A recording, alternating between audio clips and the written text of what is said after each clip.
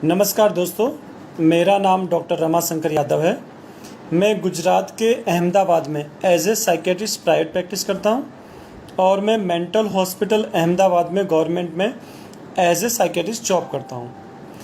आज मैं आप सबसे और कोरोना और मानसिक स्ट्रेस के बारे में बात करूंगा और अहमदाबाद में और गुजरात के लोगों के लिए बात करूंगा, तो गुजराती में ही बात करते हैं और गुजराती ज़्यादा कन्वीनियंट रहेगा।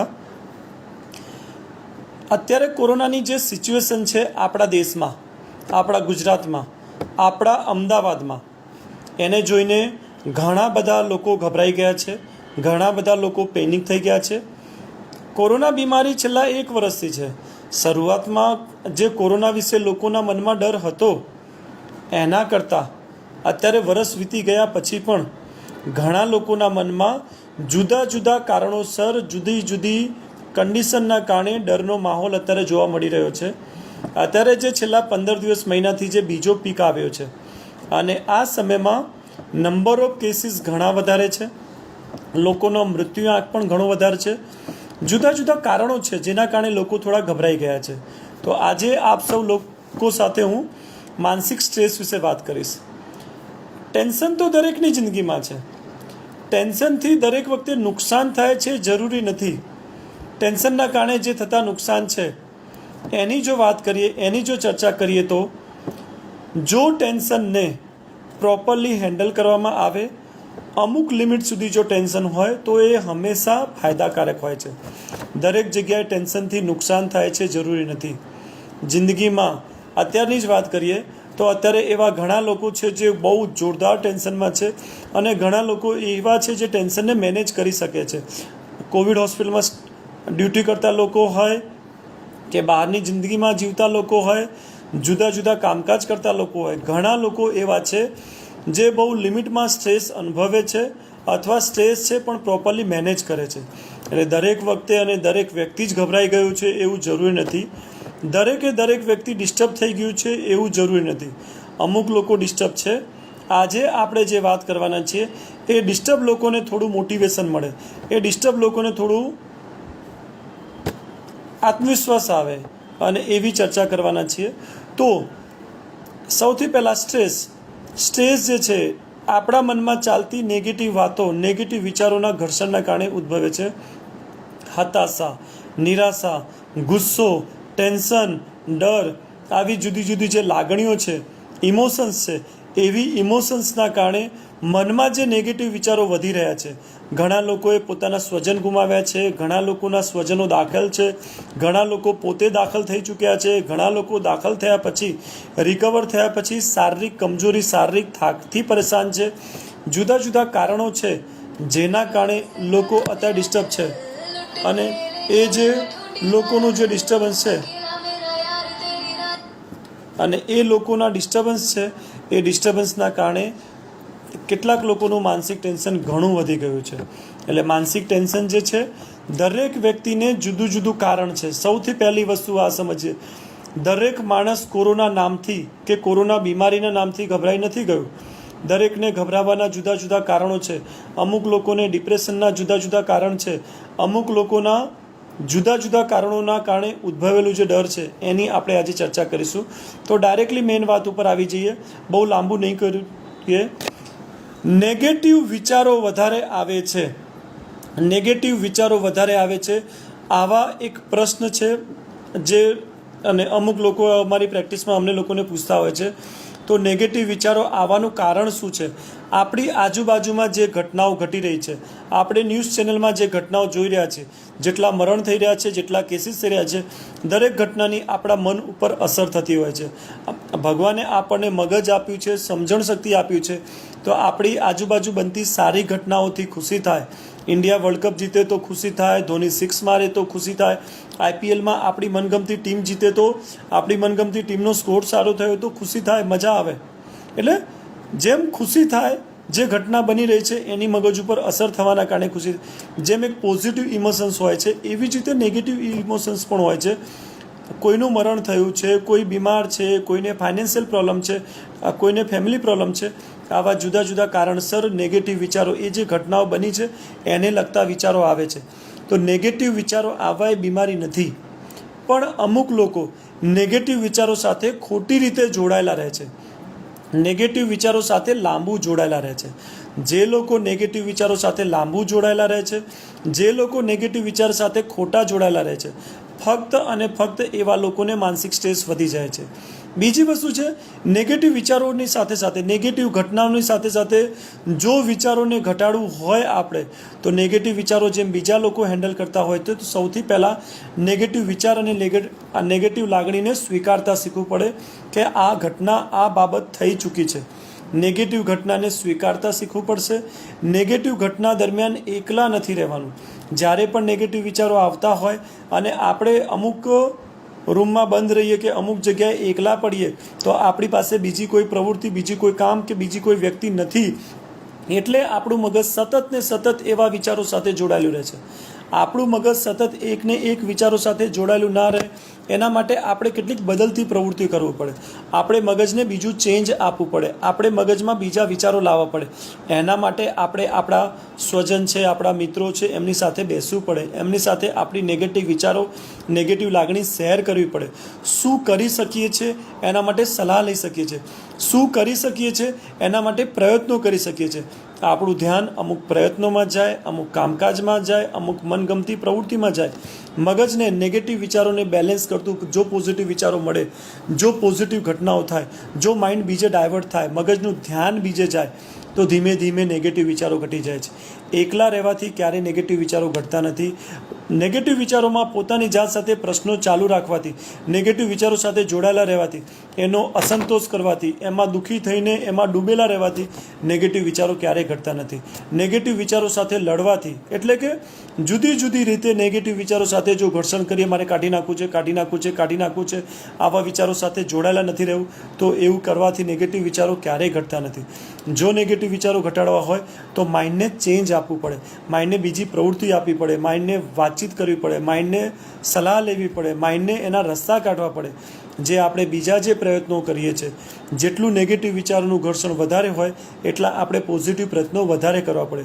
જેટલું વધારે નેગેટિવ વિચાર સાથે જોડાયેલું ડિસ્ટર્બન્સ, દુઃખ, અસંતોષ અને ઘણું બધું પેઇન લઈને જીવીએ છીએ, એ પેઇનની સરખામણીમાં એટલી જ પોઝિટિવિટી જુદા જુદા માધ્યમથી લાવવી પડે.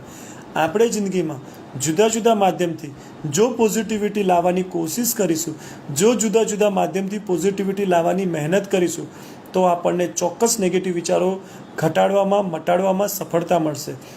બહુ સિમ્પલ રીતે વાત કરીએ તો એક સ્ટુડન્ટ છે, 10th છે, 10મા ધોરણમાં પાસ થવું હોય તો એક સબ્જેક્ટમાં પાસ નથી થવાનું હોતું, 7 વિષયની પરીક્ષા આપવાની હોય છે, 7 રસ્તા કાઢવાના હોય છે. એવી જ રીતે આપણા મનમાં જે 7, 10 કે 20 નેગેટિવ વિચારો ચાલે છે, જે નેગેટિવ વિચારો સાથે જોડાયેલું 20% કે 100% કે આ જે પેન છે, એ પેનમાં દરેક જગ્યાએ રસ્તો કાઢવાનો છે. તો આપણા મનમાં જે નેગેટિવિટી છે એ દરેકને સમજતા, સ્વીકારતા અને રસ્તા કાઢતા શીખશું, તો જ નેગેટિવ વિચારોમાંથી બહાર આવતા શીખશું. એનો કોઈ શોર્ટકટ ના હોય. જેમ પરીક્ષામાં પાસ થવા માટે કોઈ શોર્ટકટ ના હોય કે 5 મિનિટ વાંચ્યું અને પાસ થઈ ગયા, એવી જ રીતે જે નેગેટિવ વિચારો હેરાન કરે છે એની સાથે જોડાયેલા જે રસ્તા મેં તમને હાલ સમજાવ્યા, એ જુદા જુદા રસ્તા વાપરીશું તો આપણે ચોક્કસ નેગેટિવ વિચારોમાંથી બહાર આવી જઈશું. અને ઘણી વખત આપણે આ રસ્તા કાઢતા નથી, રસ્તા કાઢવા માટે સલાહ કે સપોર્ટ લેતા નથી, અને એના માટે જે માનસિક ડિસ્ટર્બન્સ વધી જાય છે, અને નેગેટિવ વિચારોનું ઘર્ષણ ઘણી વખત ડિપ્રેશનમાં લઈ જાય છે. ઘણી વખત એ ઘાતક, કોઈએ પ્રશ્ન કર્યો છે કે શું ઘાતક રહી શકે છે? હા, તો નેગેટિવ વિચારોના કારણે જો લાંબા ટાઈમ સુધી નેગેટિવ વિચારો રહે તો ડિપ્રેશન થઈ શકે છે. લાંબા ટાઈમ સુધી જો નેગેટિવ વિચારો રહે તો ડિપ્રેશનની સાથે સાથે ઘણી વખત મરવાના વિચાર આવે છે, આપઘાતની કોશિશ કરે છે. જો આપણે ન્યૂઝપેપર વાંચતા હોઈએ તો છેલ્લા મહિનામાં કેટલા આપઘાતના બનાવો થયા છે. એ આપઘાતના બનાવો જે તે વ્યક્તિ ડિપ્રેશનમાં હતી, જે તે વ્યક્તિએ કોઈની મદદ ના લીધી, જે તે વ્યક્તિએ ડિપ્રેશનમાંથી નીકળવાનો રસ્તો ના ગોત્યો, જે તે વ્યક્તિ પ્રોપર રીતે એ વસ્તુને સમજી ના શકી, એ નેગેટિવ વિચારોને હેન્ડલ ના કરી શકી, એમાંથી બહાર આવવા માટે મહેનત ના કરી શકી, જેના કારણે એ લોકોએ પોતાના જીવ ગુમાવ્યા. જુદા જુદા રસ્તા એમણે સુસાઇડ માટે વાપર્યા. ઘણા લોકોએ સુસાઇડમાં ડેથ પણ થઈ ગઈ. ઘણા લોકોએ સુસાઇડની કોશિશ તો કરી, પણ એ સુસાઇડની કોશિશ એમની સક્સેસફુલ ના રહી અને એ બહાર આવી ગયા. એવા ઘણા કેસીસ અમારી પાસે ઓપીડી બેઝ ટ્રીટમેન્ટ માટે આવતા હોય છે, અમારી પાસે સારવાર કરાવતા હોય છે, અમારી પાસે દાખલ થતા હોય છે. તો જો નેગેટિવ વિચારોને પ્રોપરલી હેન્ડલ કરવામાં ના આવે, એના રસ્તા કાઢવામાં ના આવે. હાલ જ ન્યૂઝપેપરમાં આવ્યું કે એક વૃદ્ધે કોરોના થયું અને હોસ્પિટલમાં અને ઉપરના માળે જઈને સુસાઇડ કરી લીધું. તો કદાચ એ વ્યક્તિ જો કોઈની મદદ લીધી હોત, જો પ્રોપરલી ટ્રીટમેન્ટ લીધી હોત, જો પ્રોપરલી સપોર્ટ કર્યો હોત, જો પ્રોપરલી રસ્તો કાઢ્યો હોત, તો કદાચ એ સુસાઇડ ના થયું હોત અને એ માણસ પોતાનો જીવ બચાવી શક્યો હોત. તો નેગેટિવ વિચારો ઘણી વખત ઘાતક થઈ શકે છે. નેગેટિવ વિચારો ઘાતક ના બને એના માટે ખાસ આપણે સૌએ કાળજી રાખવાની છે. નેગેટિવ વિચારો ઘાતક ના બને એના માટે જે વ્યક્તિ આપણી નજીકમાં ડિસ્ટર્બ છે, આપણે એવા વ્યક્તિને ઓળખવાનું છે. જે વ્યક્તિ નેગેટિવ વિચારો સાથે જોડાયેલું છે એને સલાહ અને સપોર્ટ આપવાનો છે. જે વ્યક્તિ નેગેટિવ વિચારો સાથે જોડાયેલું છે એને હેલ્પ કરવાની છે. જો આપણે આપણા નેગેટિવ વિચારો કે બીજાના નેગેટિવ વિચારો માટે પ્રોપર રસ્તા વિચારીશું, પ્રોપરલી જઈશું, તો આમાંથી બહાર આવી જઈશું. અને જો વધારે ડિસ્ટર્બ હોય, વધારે નુકસાનકારક નેગેટિવ વિચારો હોય, જો મરવાના વિચાર, સુસાઇડના વિચારો વધારે આવતા હોય, તો આપણે મનોચિકિત્સકની, સ્પેશિયાલિસ્ટની મદદ પણ લેવી જોઈએ. દવાઓ, ECT, કાઉન્સલિંગ, કેટામાઇન થેરાપી, ઘણા રસ્તા છે આની ટ્રીટમેન્ટ માટે. તો જે કંઈ પણ રસ્તા છે એ પ્રોપરલી ડૉક્ટરની સલાહ લો, ડૉક્ટરની હેલ્પ લો અને આમાંથી બહાર આવવા માટે પ્રોપર પ્રયત્નો કરો. નેગેટિવ વિચાર સિવાય ઘણી વખત લોકો એવું કહે છે કે મન શાંત નથી, મનમાં વિચારોની જાણે ટ્રેન ચાલે છે, વિચારો સ્પીડમાં ચાલે છે કે વિચારો ઘણા ખરા ચાલે છે. તો ઘણી વખત નેગેટિવ વિચારોની સ્પીડને કેવી રીતે ઘટાડી શકાય, નેગેટિવ વિચારો કેમ આટલા બધા ચાલે છે, મન શાંત કેમ નથી. તો અત્યારે મેં જેમ આ સમજાવ્યું એમાં બધું જ આવી ગયું છે કે મનમાં નેગેટિવ વિચારોનું ઘર્ષણ વધારે છે. મગજમાં 10, 20, 30 નેગેટિવ વિચાર છે. નેગેટિવ વિચારને શાંત કરી શકાય એવો રસ્તો મગજ પાસે નથી, એટલે મગજ એના એ જ વિચારોમાં ફસાયેલું છે.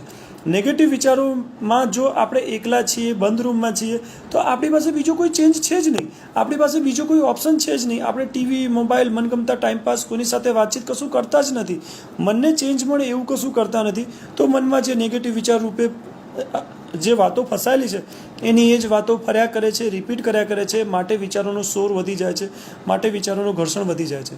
તો વિચારોનો શોર, વિચારોની સ્પીડ, વિચારોનું ઘર્ષણ જો ઘટાડવું હોય તો માઇન્ડને ચેન્જ મળે એવા માહોલમાં જવાનું છે.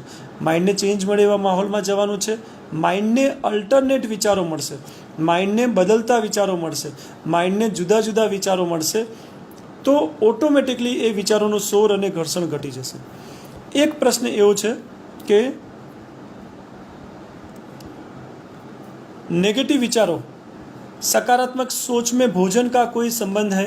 हाँ, नेगेटिव विचारों जो घटाड़वा हो, भोजन का कोई रोल है, भोजन का डायरेक्ट कोई रोल नहीं है. लेकिन यदि हम पौष्टिक आहार लेंगे, हम फिजिकल हेल्थ अच्छी रखेंगे, આપણે જો પૌષ્ટિક આહાર લઈએ, જો ફિઝિકલ હેલ્થ સારી રાખીએ, શરીર સારું હશે, શરીરમાં ફરિયાદ નહીં હોય, તો શરીરને લગતા નેગેટિવ વિચારો નહીં આવે. પેટમાં ગડબડ છે, ઝાડા છે, શરીર દુખે છે, હાથ પગ દુખે છે, પેટમાં ગડબડ છે, ટાઇફોઇડ છે, જાત જાતની પેટને લગતી બીમારીઓ છે, આપણે હેલ્થ સારી નથી રાખતા, હાથ બરાબર ધોતા નથી, બરાબર ચોખ્ખાઈ નથી રાખતા, જો શરીરની હેલ્થ ખરાબ થશે. શરદી છે, ખાંસી છે, ભલે સાદી શરદી ખાંસી છે, ઇન્ફ્લુએન્ઝાની સિઝન છે, ફ્લૂની સિઝન છે, શરદીની સિઝન છે, સાદી શરદી હશે તો પણ આપણને નેગેટિવ વિચારો આવી શકે. પેટની ગડબડ હશે તો પણ નેગેટિવ વિચાર આવી શકે. જો સારો ખોરાક લેવામાં આવે, જો ખોરાકમાં કાળજી લેવામાં આવે તો શારીરિક હેલ્થ સારી હશે. શારીરિક હેલ્થ સારી હશે તો ફિઝિકલ હેલ્થ બાબતના નેગેટિવ વિચારો નહીં આવે. આપણે ફિઝિકલ કે કોઈ મેન્ટલ પ્રોબ્લેમ નહીં થઈ શકે. તો સારો ખોરાક ખરેખર જરૂરી છે. હા, ચલો. ઊંઘ ના આવી, એક પ્રશ્ન એવો છે કે ઊંઘ નથી આવતી.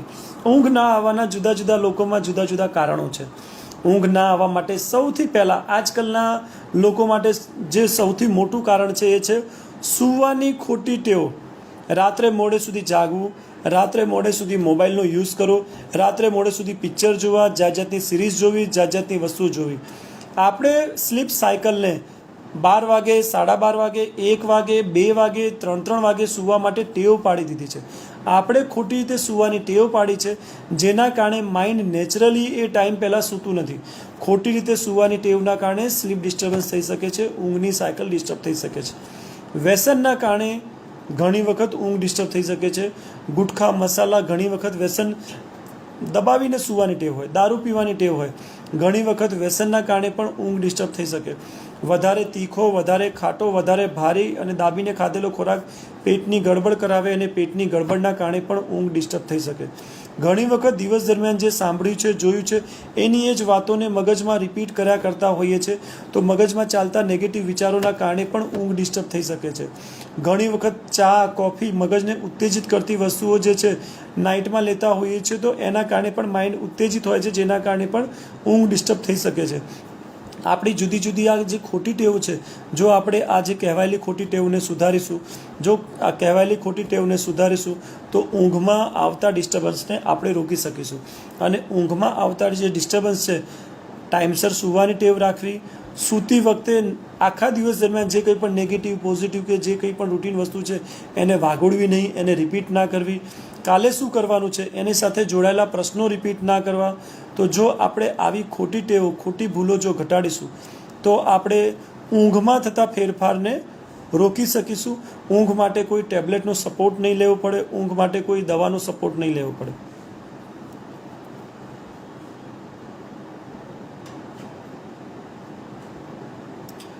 શું મગજને સ્થિર રાખી શકાય છે? તો મેં હાલ જ એ વાતનો જવાબ આપી દીધો છે કે મગજને સ્થિર રાખી શકાય છે.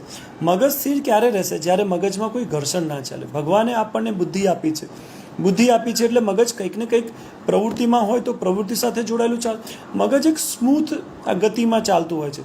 પણ જ્યારે ઘર્ષણ વધે, મને કંઈક થઈ જશે તો, મારા ફેમિલીને કંઈક થઈ જશે તો, આ બાકી રહી ગયું છે, પેલું બાકી રહી ગયું છે, જોબમાંથી મને કાઢી નાખશે તો, ઘરની જાત જાતની પ્રોબ્લેમ છે, દરેક વસ્તુના ભાવ વધી ગયા છે, ફાઇનાન્શિયલ પ્રોબ્લેમ છે, ઘણી બધી નેગેટિવ વસ્તુ જે થઈ ગઈ છે, એ નેગેટિવ વસ્તુ સાથે જોડાયેલું જે મનમાં ઘર્ષણ ચાલતું હોય છે, એ ઘર્ષણના કારણે વિચાર શાંત નથી રહેતા, મન શાંત નથી રહેતું. અને મન શાંત ના રહેવાના કારણે મનની ગતિ જે છે ઘટતી નથી. મનમાં કંઈક ને કંઈક રેપિડલી ચાલતું હોય છે. તો મનને શાંત રાખવું છે, મનની ગતિને શાંત રાખવી છે, તો મનમાં ચાલતું ઘર્ષણ, મનમાં ચાલતી નેગેટિવિટી ઘટાડવી જોઈએ.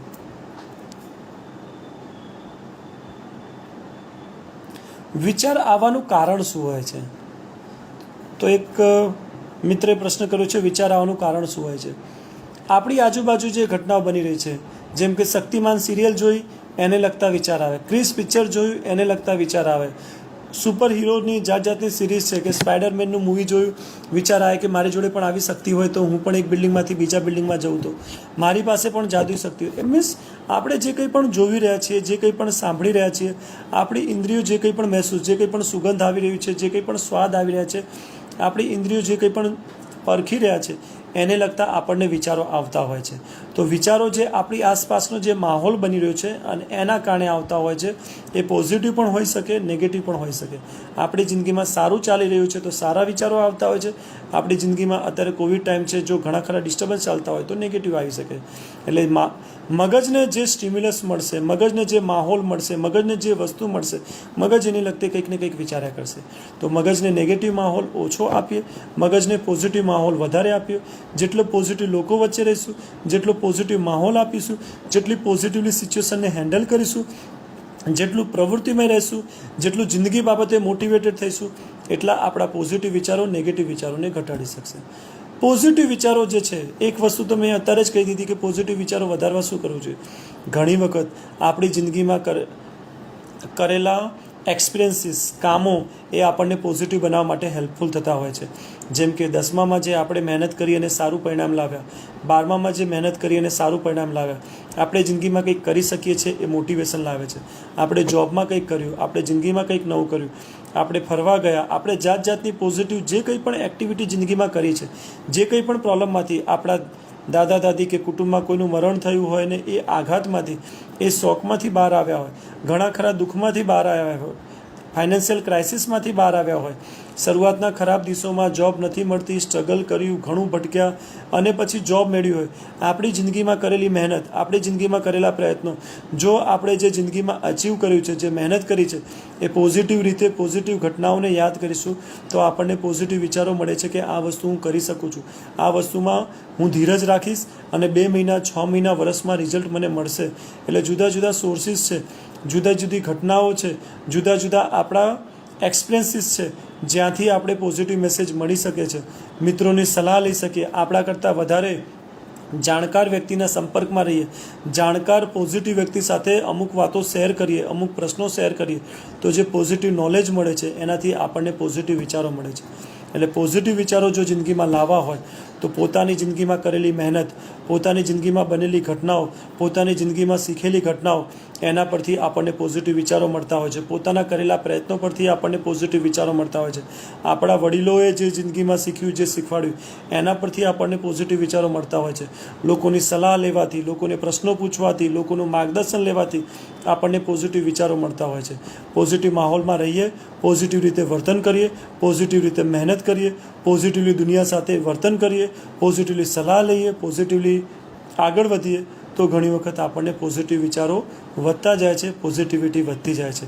પોઝિટિવિટી લાવવી એ બહુ મુશ્કેલ કામ નથી, પણ પોઝિટિવિટી નથી આવતી એનું કારણ આપણે કંઈક નેગેટિવ વસ્તુ છોડીએ તો જ પોઝિટિવિટી આવશે. નેગેટિવિટી સાથે એટલા બધા જોડાયેલા રહી ગયા કે આપણે બીજી બાજુ, સિક્કાની જે બીજી બાજુ છે એની સાઈડ ધ્યાન જ ના આપ્યું. જો એની સાઈડ થોડું થોડું ધ્યાન આપવાનું ચાલુ કરશું તો જેમ સિક્કાની બીજી બાજુ હોય એમ નેગેટિવિટીનું બીજું પાસું છે પોઝિટિવિટી. જો બીજી બાજુ ધ્યાન આપવાનું, જો પોઝિટિવ સાઈડ ધ્યાન આપવાનું, જે પોઝિટિવ માધ્યમ છે એ સાઈડ ધ્યાન આપવાનું જો આપણે શરૂ કરીશું તો ચોક્કસ આપણને પોઝિટિવ વિચારો આવશે, આપણને પોઝિટિવ રિઝલ્ટ મળશે અને નેગેટિવ ઘટનામાંથી પણ પોઝિટિવિટી આવે છે જો આપણે સ્વીકાર ભાવ રાખીએ તો, જો આપણે પ્રોપરલી એને સમજીએ તો, જો પ્રોપરલી અને હેન્ડલ કરીએ તો. આપણી જિંદગીમાં આ પહેલી નેગેટિવ ઘટના નથી, આ પહેલો નેગેટિવ માહોલ નથી. આપણે ભૂકંપે જોયા છે, આપણે મરણે જોયા છે, આપણે ઘણા બધા દુઃખ જોયા છે. તો જો પોઝિટિવલી સિચ્યુએશનને હેન્ડલ કરતા જઈશું તો પોઝિટિવિટી અને પોઝિટિવ વિચારો વધતા જશે. पॉजिटिव लोगों का ग्रुप कैसे बनाएं? पॉजिटिव लोगों का ग्रुप बनाना कोई बड़ी बात नहीं है. હું કેટલાક મેસેજીસ લોકો મને કરી રહ્યા છે, એ મેસેજીસ પણ સાથે જોતો રહું છું કે એ મેસેજીસમાંથી પણ હું એક પ્રશ્ન આવે છે, સ્ટ્રેસના લીધે ગેસ્ટ્રિક પ્રોબ્લેમ થાય કે નહીં, ટેન્શનના લીધે પેટની ફરિયાદો થાય કે નહીં. તો આપ સૌની જાણકારી માટે કહી દઉં, સૌથી વધારે નસો, જ્ઞાનતંતુઓ મગજમાં હોય, મગજ પછી બીજા નંબરે સૌથી વધારે નસો, જ્ઞાનતંતુઓ, નર્વ્સ એ પેટમાં હોય. પેટમાં જે આંતરડાની ફરતે જ્ઞાનતંતુનું આખું જાડા જેવું હોય, ગુચ્છા જેવું હોય. સ્ટ્રેસની પેટ ઉપર સૌથી વધારે અસરો થતી હોય છે. માટે જ આપણે ઘણી વખત જોયું હોય છે તો સ્ટ્રેસમાં આપણને ઘણી વખત વધારે તરસ લાગે, મોઢું સુકાય, પણ સાથે સાથે પેટ સાથે જોડાયેલી ફરિયાદ કે ઘણી વખત પ્રેશર વધારે આવી જાય, સંડાસ વારે ઘડીએ જવાનું મન થાય, પેટ ભારે ભારે રહે, ગેસ્ટ્રાઇટિસ વધારે થાય, એસિડિટી વધારે થાય, જાત જાતની પેટની ફરિયાદો. જે લોકો ટૂંકા ગાળાનું સ્ટ્રેસ, નાની ફરિયાદો અને હોય છે, સ્ટ્રેસમાંથી બહાર આવી એ ફરિયાદો મટી જાય છે. લાંબા ગાળાનું સ્ટ્રેસ, લાંબા ટાઈમથી જો સ્ટ્રેસ રહેતો હોય તો ઘણી વખત પેટની ફરિયાદો લાંબી ચાલતી હોય છે. IBS કરીને પ્રોબ્લેમ કહેવાય, ઇરિટેબલ બોવેલ સિન્ડ્રોમ. એની અંદર સ્ટ્રેસફુલ લાઇફસ્ટાઇલના કારણે, સ્ટ્રેસના કારણે ઘણી વખત પેટની ફરિયાદો મળતી જ નથી. વારે ઘડીએ પેટમાં ચૂંક આવી, વારે ઘડીએ પેટમાં દુખાવા થતા, જાણે એવું લાગવું કે પેટમાં કંઈક છે, કંઈક થઈ જશે, કંઈક થઈ જશે, કંઈક છે, મળતું નથી, ખવાય નહીં, વારે ઘડીએ કબજિયાત થઈ જાય, વારે ઘડીએ ઉલટી ઉપકા જેવું લાગે, વારે ઘડીએ પેટ ભારે ભારે લાગે, વારે ઘડીએ પેટ અને છાતીમાં બળતરા થાય એવું લાગે. જાત જાતની પેટ સાથે જોડાયેલી ફરિયાદો થતી હોય છે. પેટ સાથે જે જોડાયેલી ફરિયાદો છે એ જો સ્ટ્રેસફુલ, ખાવાની ખોટી ટેવ, સૂવાની ખોટી ટેવના કારણે મગજને આરામ ના મળે અને સ્ટ્રેસ રહે. ખાવાની ખોટી ટેવના કારણે પેટમાં ગડબડ રહે અને સ્ટ્રેસ રહે. ખાવાની ખોટી ટેવ, સૂવાની ખોટી ટેવ જો સુધારવામાં આવે, સ્ટ્રેસફુલ લાઇફસ્ટાઇલને જો થોડી સુધારવામાં આવે તો ઘણી વખત સ્ટ્રેસ ઘટી જવાથી GI પ્રોબ્લેમ બહુ જલ્દી ઘટી જાય છે, રિઝલ્ટ બહુ જલ્દી મળતું હોય છે અને એના માટે વધુ પડતી સારવાર લેવાની જરૂર પડતી નથી.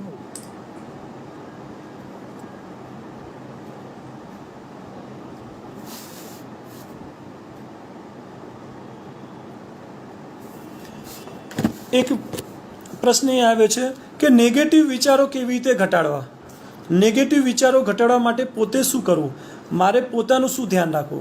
તો ફિઝિકલી આપણે પોતાનું ધ્યાન રાખવાનું છે. આપણને કોરોના ના થઈ જાય એના માટેની નાની નાની જેટલી પણ વાતો છે એ દરેક વસ્તુ આપણે છેલ્લા 1 વર્ષથી સાંભળતા આવ્યા છીએ. હાથ બરાબર ધોવા, આંખ નાકને વારે ઘડીએ ટચ ના કરવું, જે તે સરફેસને વારે ઘડીએ ટચ ના કરવી. એટલે નાની નાની બેદરકારી આપણે ઘટાડવાની છે. આપણી ફિઝિકલ હેલ્થનું ધ્યાન રાખવાનું છે, આપણા શરીરનું ધ્યાન રાખવાનું છે. જો આપણે ફિઝિકલ હેલ્થનું ધ્યાન રાખીશું, નાની નાની બેદરકારી ઘટાડીશું, સફાઈ બરાબર રાખીશું, ફિઝિકલ હેલ્થ જો સારી રહેશે તો સૌથી પહેલાં આપણું જે ધ્યાન રાખવાનું છે એમાં ફિઝિકલ હેલ્થ. મેન્ટલ હેલ્થનું ધ્યાન રાખવા માટે ઊંઘ 7 થી 9 કલાકની પૂરતી ઊંઘ લો, ખોરાક બરાબર લો, મનગમતી પ્રવૃત્તિ કરો. જે પ્રવૃત્તિ તમને સારી લાગે છે, મનગમતી પ્રવૃત્તિ કરો. કંઈક નવું શીખવાની કોશિશ કરો, કંઈક નવો ટાઈમપાસ જે તમને ગમતો હોય એ કરો. તમારી જૂની અને સારી ટેવોને યાદ કરો. બાળકો સાથે ટાઈમ સ્પેન્ડ કરો, બાળકો સાથે રમવું, ફેમિલીમાં જાત જાતની વાતો અને મસ્તી મજાક કરવી. પોતાનું જે ધ્યાન રાખવાનું છે, પોતાનું ધ્યાન રાખવાની સાથે સાથે ફેમિલી મેમ્બરને સારી અને પોઝિટિવ સલાહ આપવી. આવી નાની નાની જે બાબતો છે, ટીવીમાંથી પોઝિટિવ મેસેજ મળે એવા કાર્યક્રમ જોવા, ટીવીનો અને મોબાઈલનો અને નેટનો પોઝિટિવ યુઝ કરો. આવી નાની નાની જો બાબતોમાં આપણે ધ્યાન રાખીશું, આપણે નેગેટિવ ફિઝિકલ વસ્તુ હોય કે નેગેટિવ માનસિક વસ્તુ હોય એ બધામાંથી બચી શકીશું. હવે થોડી માનસિક બીમારીની પણ વાત કરી દઈએ તો આ કોરોના સમયમાં ડિપ્રેશનના દર્દીઓ ઘણા વધી ગયા છે. ડિપ્રેશનના લક્ષણો આપ સૌને કહી દઉં. મન નિરાશ રહેવું, બોલવું ના ગમવું, કશું પ્રવૃત્તિમાં કામકાજમાં રસ ના લાગવો, રડવાનું આવવું, ભૂખ ના લાગવી, ઊંઘ ના લાગવી, હતાશા નિરાશા એટલી વધી જવી કે નેગેટિવ વિચારો વધી જવા, મરવાના વિચાર આવવા, કંઈક ડિસિઝન ના લઈ શકવું, કામકાજ અને બીજી પ્રવૃત્તિઓ બધી બંધ કરી દેવી, એકને એક રૂમમાં રહેવું, લોકોથી દૂર થતા રહેવું. આવા જાત જાતના ડિપ્રેશનના લક્ષણ હોઈ શકે છે. જો તમને કોઈને ડિપ્રેશનના લક્ષણ છે તો મનોચિકિત્સકની સલાહ લો. બીજી બીમારી છે પેનિક એટેક. છાતીમાં દુખાવો થવો, ગભરામણ થવો, મોઢું સુકાવવું, ધબકારા વધવું, વારે ઘડે છાતીમાં ભારેપણું રહેવું, વારે ઘડે ગભરામણ રહેવી, પેટમાં ચૂંક આવવું, એવો ડર લાગવો કે મને કંઈક થઈ જશે, મને કંઈક થઈ જશે, મને કંઈક થઈ જશે, નેગેટિવ વિચારો આવો. અને આ પેનિક એટેકનો હુમલો 2 મિનિટ, 5 મિનિટ, 10 મિનિટ, 15 મિનિટ, અડધી કલાક, 1 કલાક સુધી રહી શકે.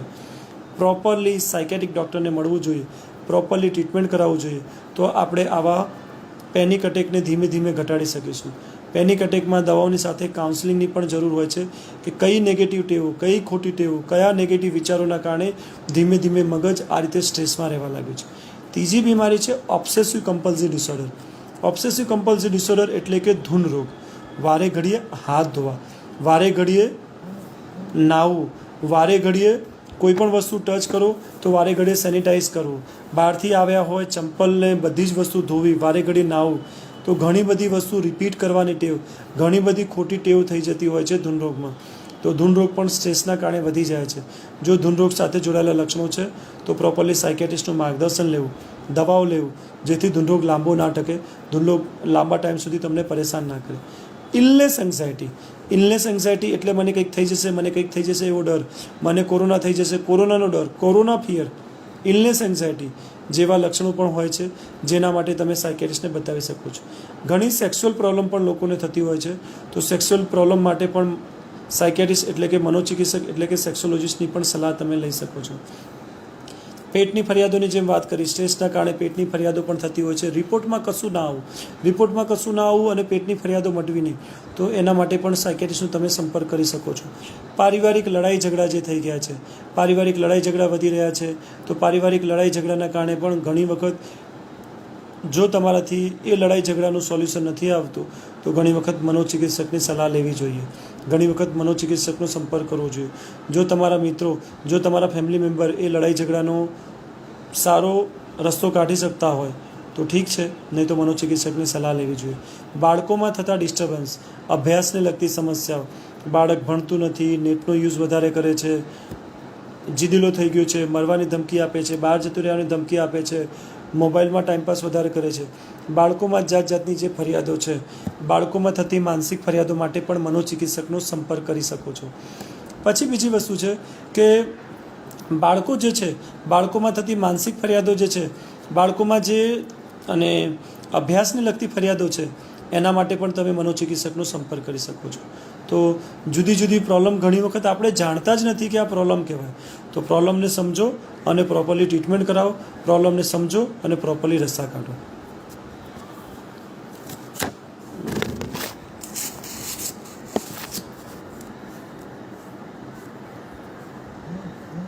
એકવાર પ્રશ્નો જોઈ લઈએ. બીજા, ઘણીવાર માથાના દુખાવાની ફરિયાદ પણ રહે છે. હેડેક, સ્ટ્રેસના કારણે માથાના દુખાવાની ફરિયાદ પણ ઘણી વધી જતી હોય છે. તો માથાના દુખાવાની જો ફરિયાદ રહેતી હોય, માથું વારે ઘડે દુખતું હોય, રિપોર્ટમાં કશું ના આવતું હોય, તો સ્ટ્રેસના કારણે માથાના દુખાવાની જો ફરિયાદ વધતી હોય તો એના માટે પણ જો તમે પ્રોપરલી સ્પેશિયાલિસ્ટ જોડે ટ્રીટમેન્ટ કરાવશો, પ્રોપરલી રસ્તા કાઢશો, તો એ સ્ટ્રેસના કારણે થતા હેડેક અને બીજા શારીરિક ફરિયાદોમાંથી તમે બહાર આવી શકશો. અને માથાના દુખાવા માટે પણ સેમ યાદ રાખવાનું છે, ખાવાની ટેવ, સૂવાની ટેવ સુધારવાની છે. વધુ પડતું મોબાઈલ કે ટીવીનો યુઝ નથી કરવાનો. આંખ ઉપર જોર પડવાના કારણે માથાની ફરિયાદ થઈ શકે, તો આંખમાં થાક લાગે એ દરેક ફરિયાદોમાં ધ્યાન રાખવાનું છે. શરદીના કારણે, અંદરની શરદીના કારણે પણ માથાની ફરિયાદ થઈ શકે છે. ઉપવાસ અને કમજોરીના કારણે પણ માથાની ફરિયાદ થઈ શકે છે. વધુ પડતું વિચારો અને સ્ટ્રેસના કારણે પણ માથાની ફરિયાદો થઈ શકે છે. તો માથાના ફરિયાદ ઘટાડવા માટે પણ આપણે સ્પેશિયાલિસ્ટની મદદ લઈ શકીએ છીએ.